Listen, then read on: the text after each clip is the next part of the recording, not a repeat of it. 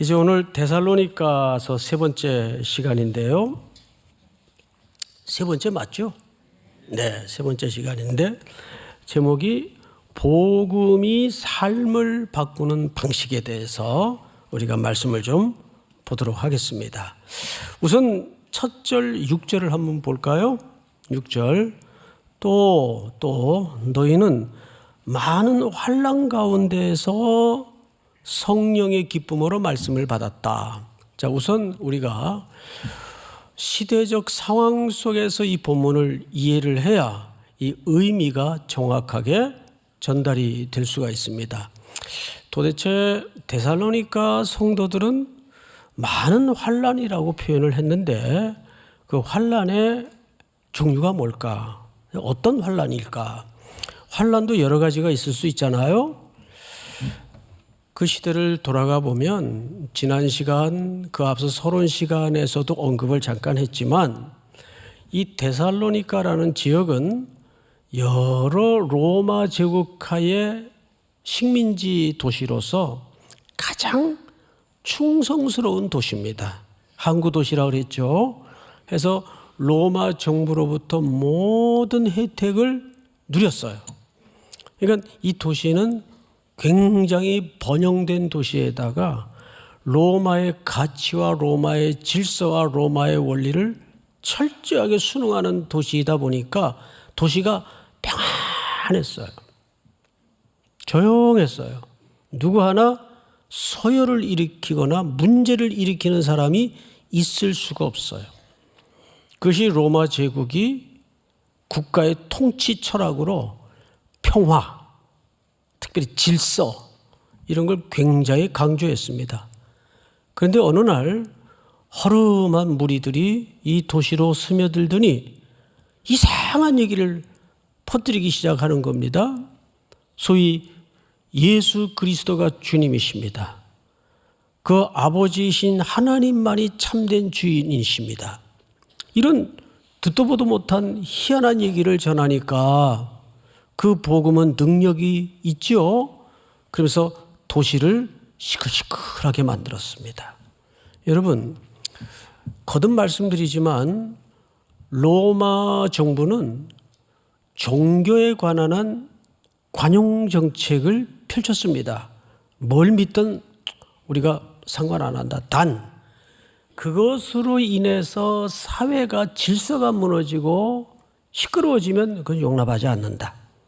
그래서 사도들이나 성도들이 핍박을 받았던 이유는 복음을 믿었기 때문에, 예수를 믿었기 때문이 아니라 그 복음과 예수를 통해서 사회가 시끄러워지니까, 로마의 질서와 로마의 평화가 깨지니까 그것을 용납하지 않다 보니 고문을 겪고 투옥이 되고 환난을 겪은 겁니다. 자, 이렇게 데살로니가의 복음이 핵폭탄급의 복음이 떨어지다 보니까 도시가 술렁술렁해져 가기 시작합니다.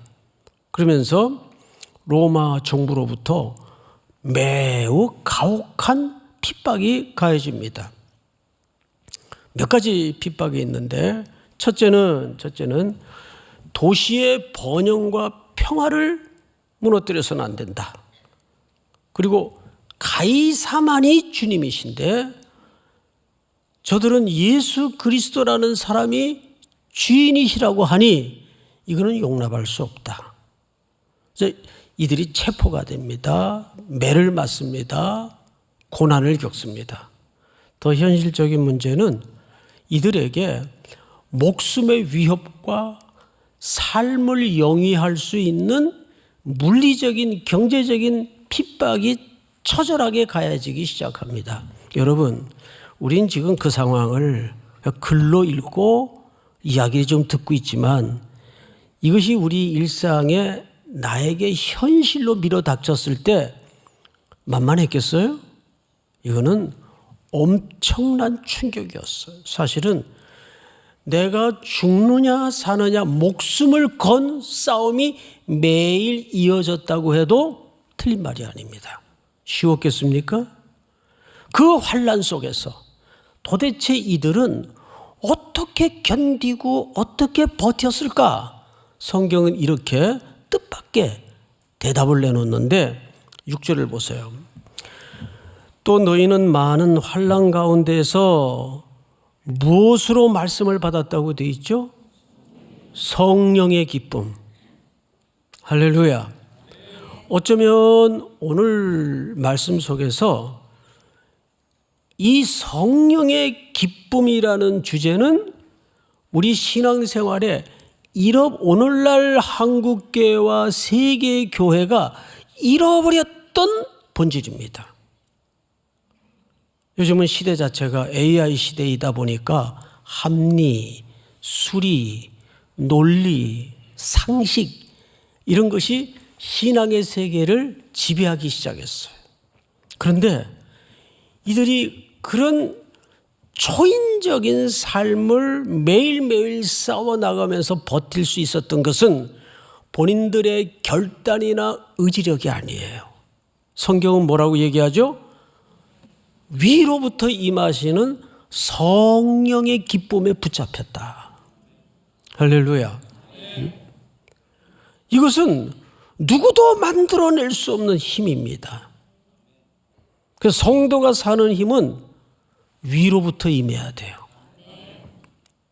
믿습니까?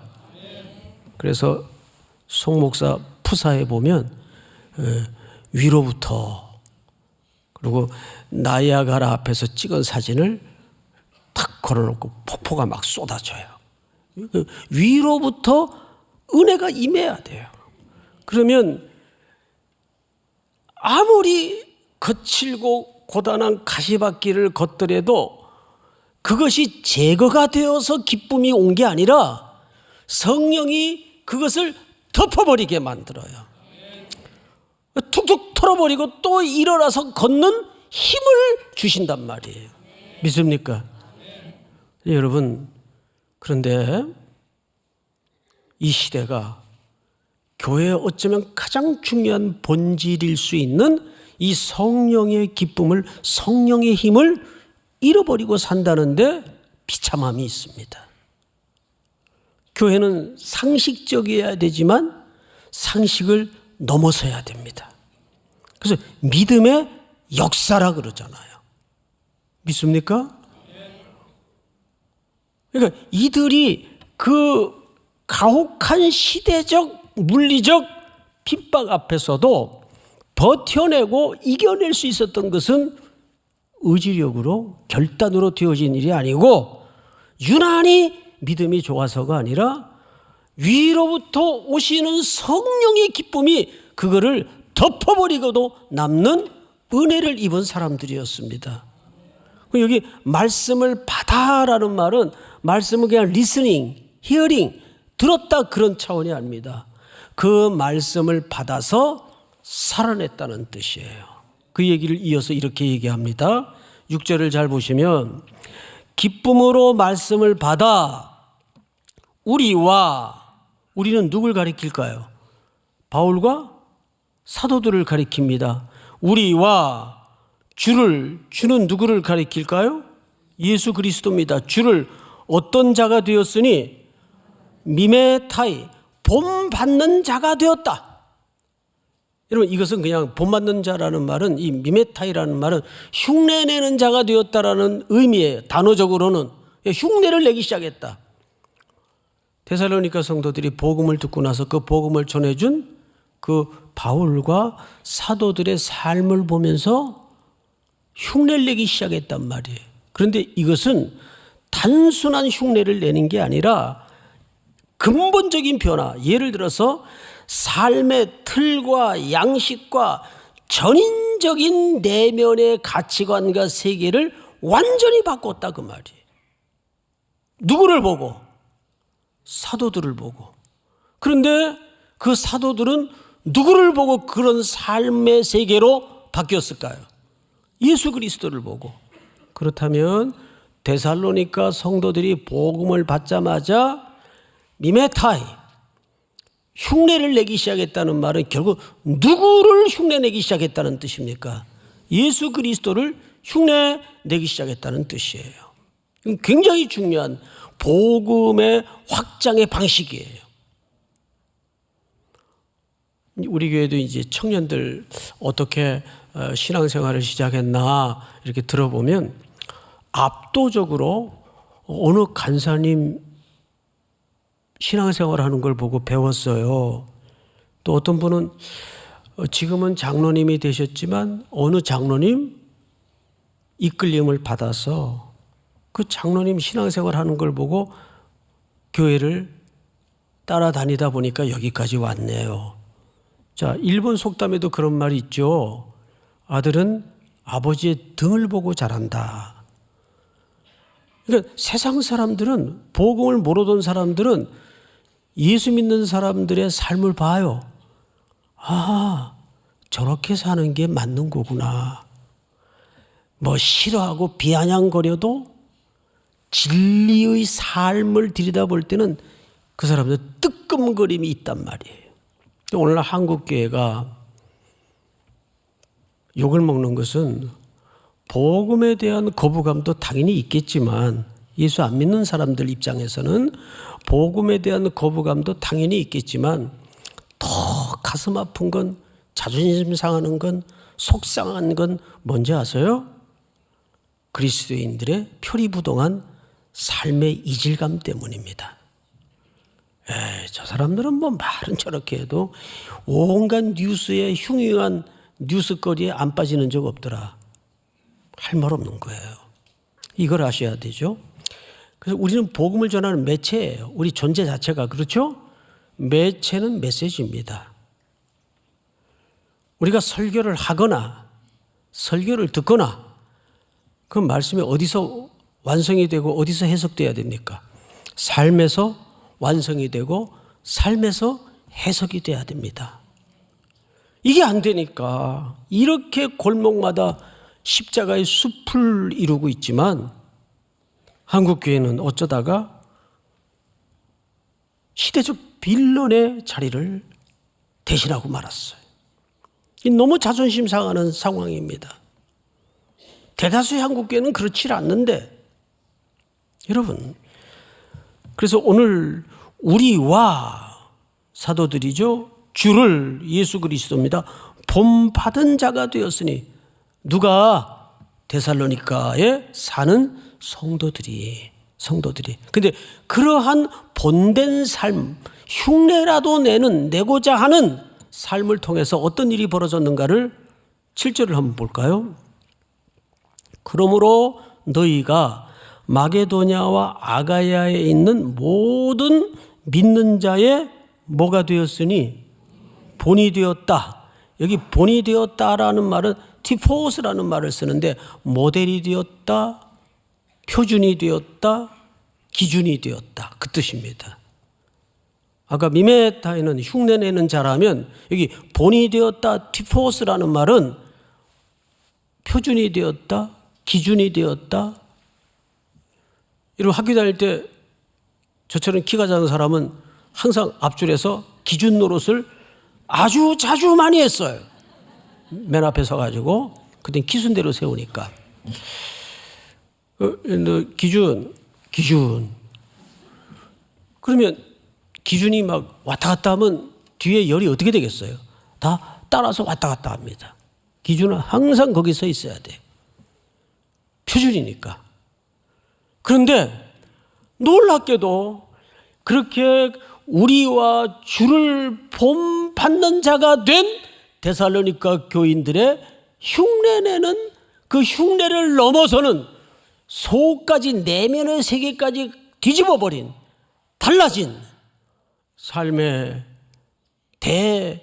대변혁의 역사를 보면서 마게도냐와 아가야에 있는 사람까지 주를 본받는 자가 됐대요.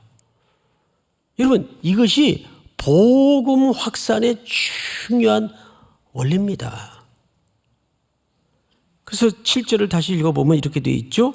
그러므로 너희가 마게도냐와 아가야에 있는 모든 믿는 자의 표준이 되었다.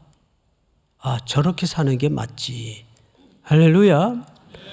그래서 지금부터 우리는 도대체 이 데살로니가 교회 성도들의 소문에 대해서 우리는 세 가지 이 삶을 바꾸는 복음의 방식에 대해서 이제 설명을 들을 겁니다.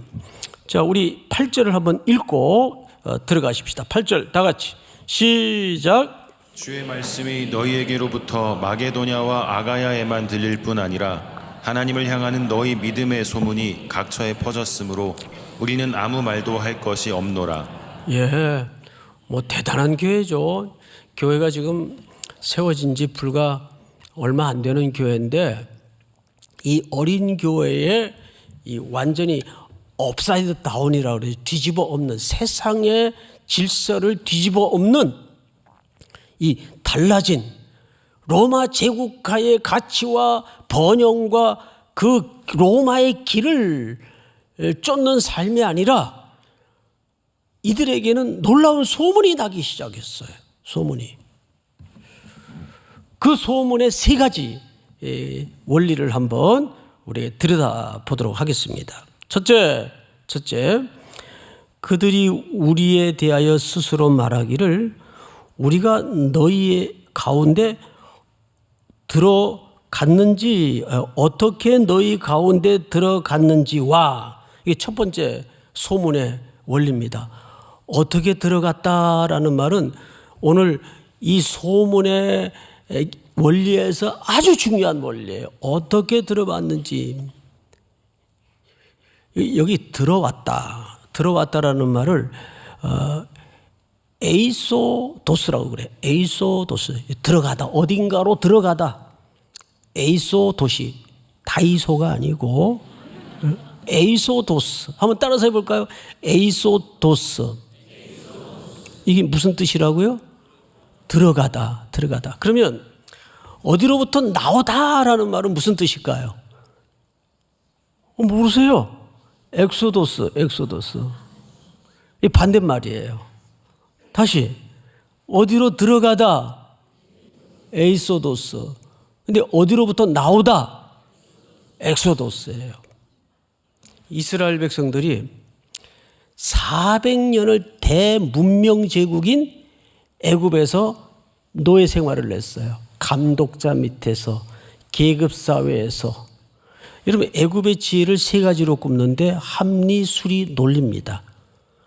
그래서 철저히 관리 감독 아래 1에서 1을 더하면 2가 나와야 되는 세상의 원리 속에서 갖은 우상 숭배의 섬김의 문화 속에서 4대가 살았어요. 여러분, 4대가 그런 삶을 살면 어떻게 될까요? 그냥 애굽화가 된 겁니다. 근데 출애굽, 엑소도스를 냈어요. 이 엑소도스라는 말은 길에서 나왔다 그 뜻이에요. 어느 길에서 나왔어요. 어느 길에서? 로마의 제국과 애굽의 제국의 질서에서 나온 거예요. 그들이 홍해를 건너 출애굽했더니 뭐가 나왔습니까?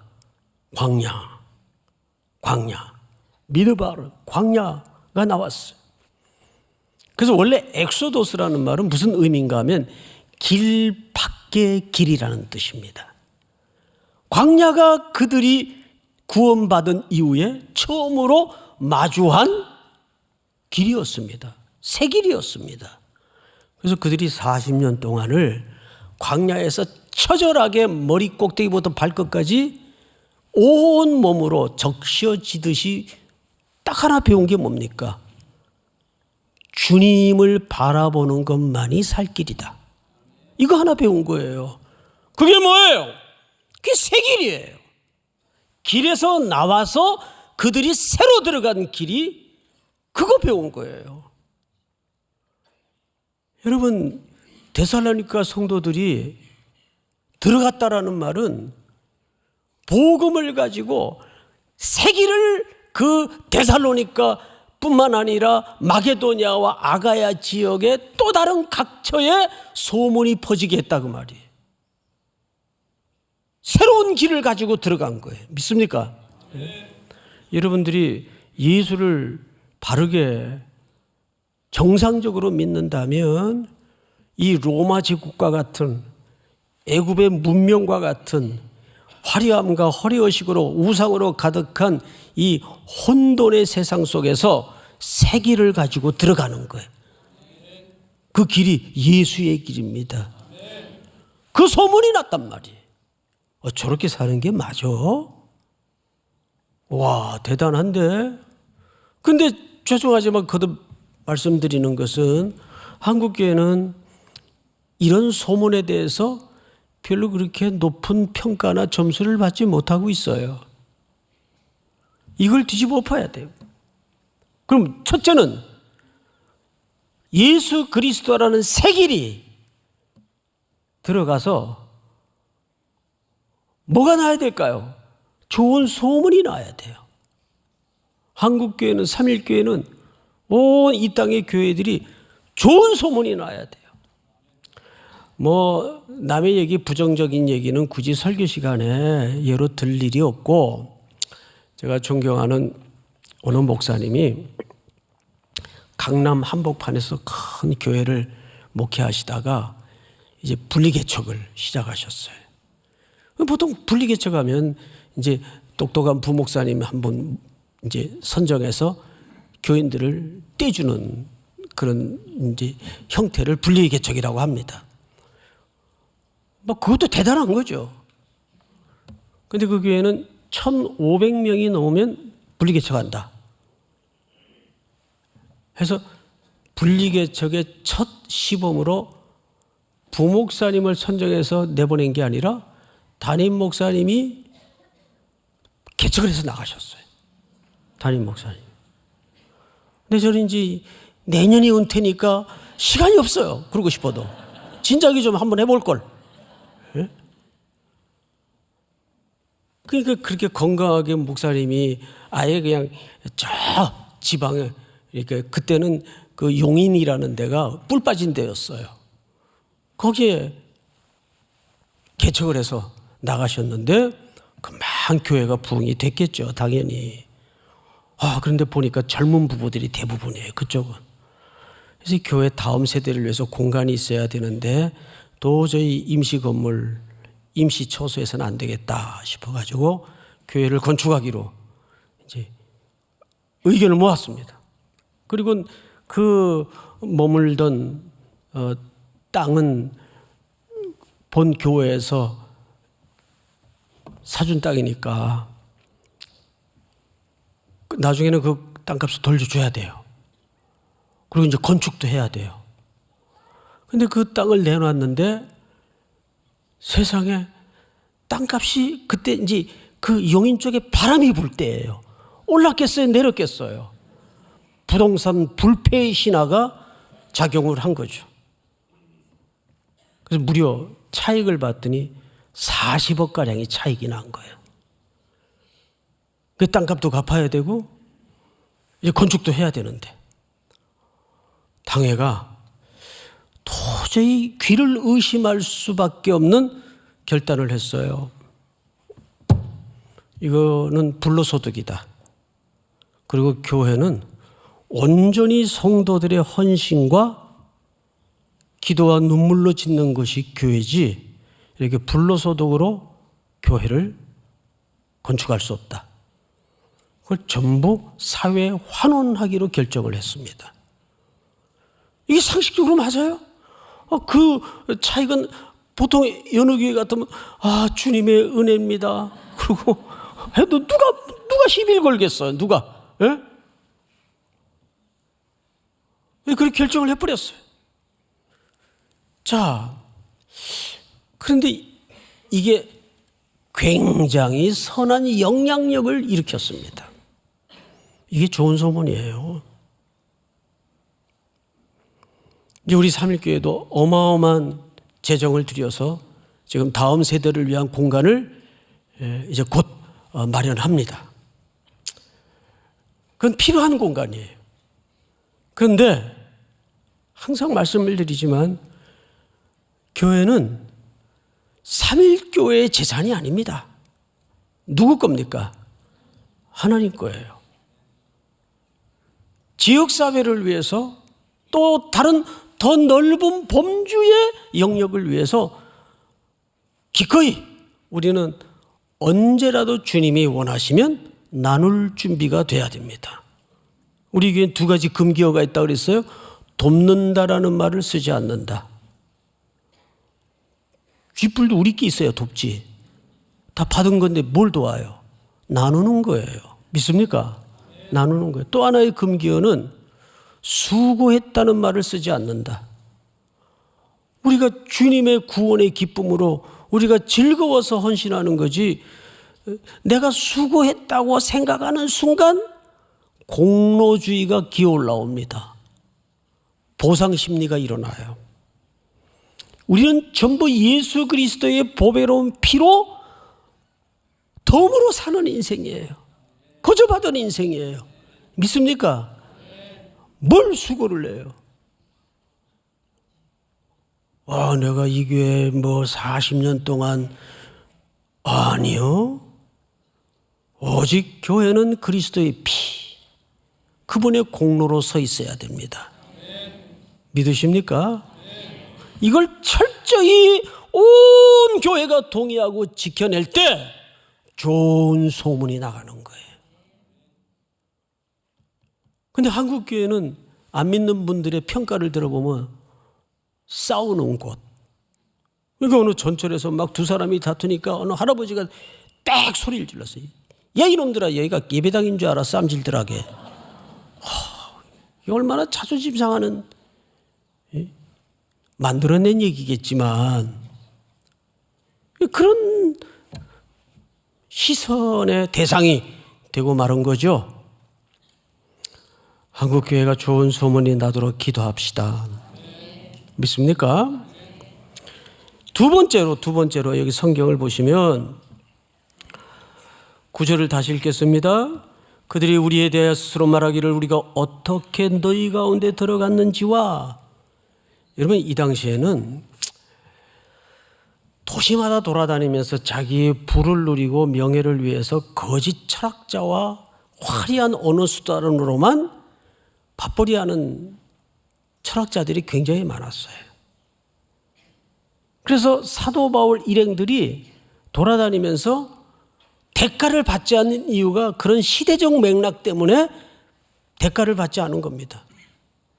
그러면서 5절을 확인해 보시면 바울이 자기들의 삶을 이렇게 얘기해요.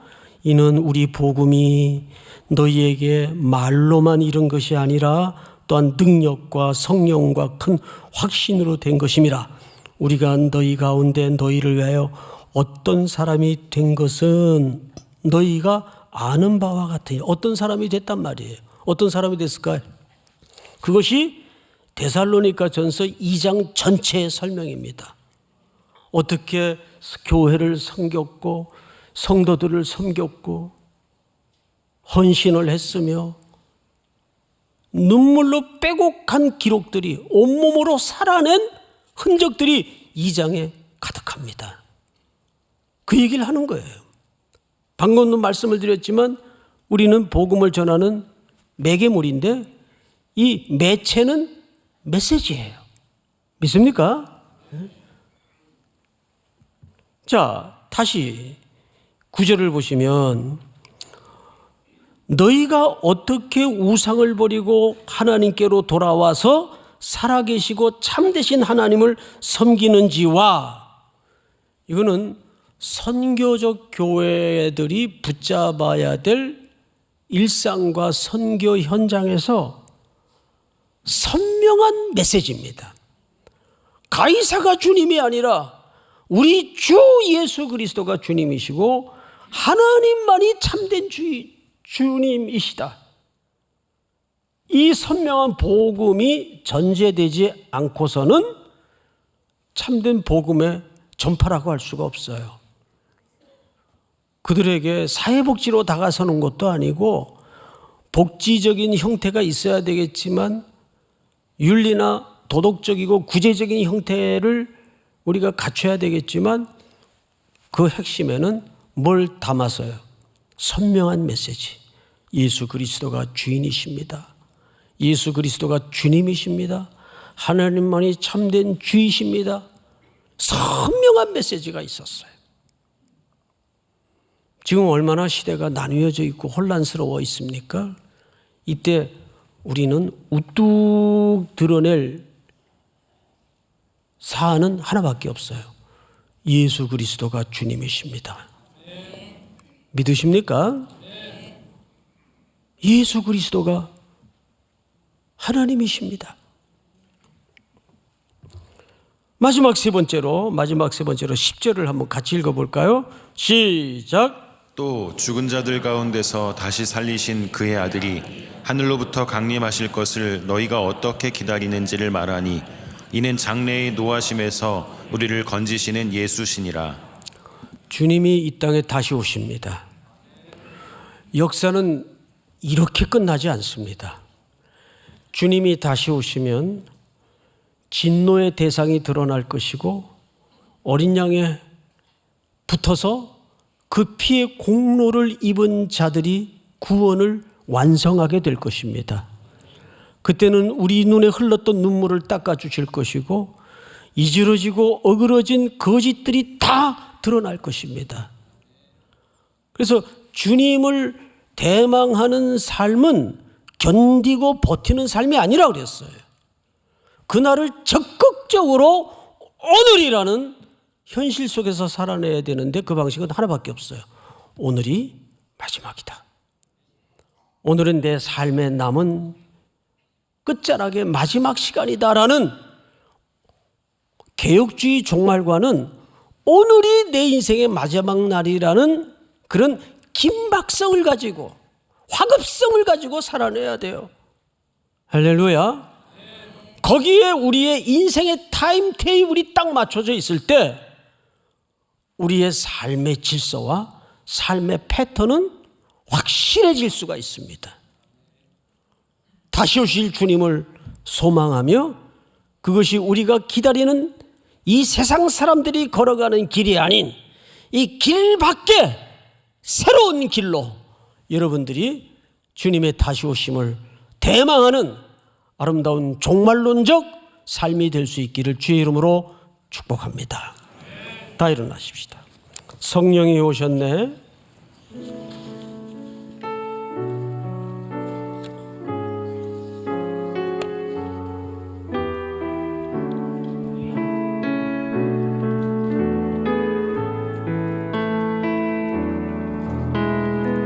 허무한 시절 지날 때 깊은 한숨 내쉴 때 그런 풍경 보시며 단식하는 분이 있네. 그와 같이 우리를 버려두지 그와 않으리. 같이 너희를 버려두지 않으리. 내가 너희와 영원히 함께하리라. 영원히 함께하리라. 성령이 오셨네. 성령이 오셨네. 내 주에 보내신 성령이 오셨네. 우리 인생 가운데 신이 찾아오셔서 그 나라 꿈꾸게 하시네. 억눌린 자 갇힌 자 자유함이 없는 자 피난처가 되시는 성령님 계시네. 오른손을 높이 들고 주의 영이 계신 곳에 영이 계신 곳에 참 자유가 있다네. 진리의 영이신 성령이 오셨네. 성령이 오시옵소서. 성령이 오셨네.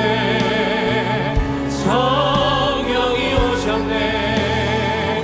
내 주에 보내신 성령이 오셨네.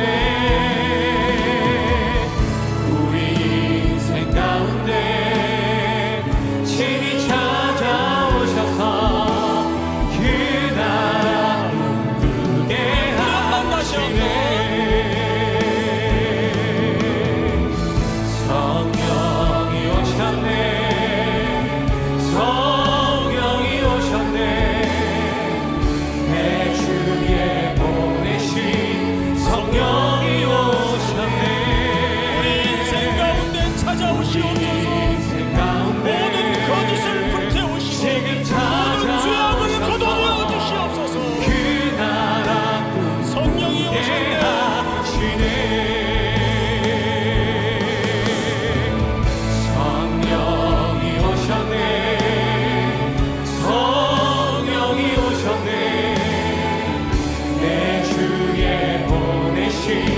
성령이 오셨네. 우리 인생 가운데 신이 찾아오셔서 그 나라 꿈꾸게 하시네. 우리 한번 서신 채로 기도합시다. 아름다운 소문이 나는 한국교회 우리의 삶이 될 수 있도록 도와주시고, 복음이 말로만 들어가는 복음이 아니라 복음 전하는 자가 복음의 내용이 되게 하시고 선명한 선교적 메시지를 전할 수 있도록 도와주시옵소서. 예수 그리스도만이 주님이십니다. 하나님만이 주인이십니다. 이 고백을 우리의 삶을 통해 드러낼 수 있도록 인도하여 주시옵소서. 아멘. 주 예수여 오시옵소서. 성령님 오셔서 모든 이 땅의 거짓을 태우시고 혼란을 제거하시며 성령의 기쁨으로 충만한 민족이 될 수 있도록 함께하여 주시옵소서. 우리 한번 주여 부른 다음에 기도합니다. 주여